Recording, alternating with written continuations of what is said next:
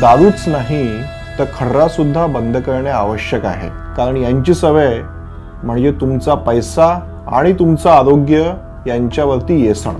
खर्रामध्ये तंबाखू आणि इतर अनेक हानिकारक घटक लपलेले असतात. त्यामुळे याची किंमत म्हणून तुम्ही पैसेही देता आणि तुमचं आरोग्यही गमावता.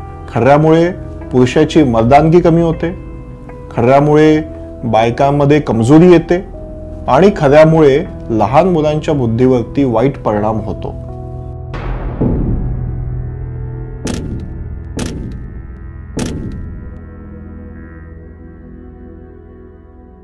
एवढेच नाही तर खर्रा आणि तंबाखूमुळे बीपी, लकवा, हृदयरोग, कॅन्सर असे अनेक गंभीर आजार होतात.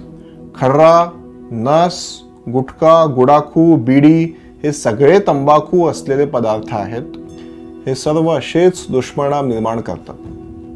आपल्याला हे आजार हवे आहेत का? खर्रा खाणारं प्रत्येक कुटुंब वर्षाला 10,000 रुपये खर्ऱ्यावर खर्च करतं. जर 10,000 रुपये तुमचे वाचले, तुम्ही त्याचं काय काय करू शकता?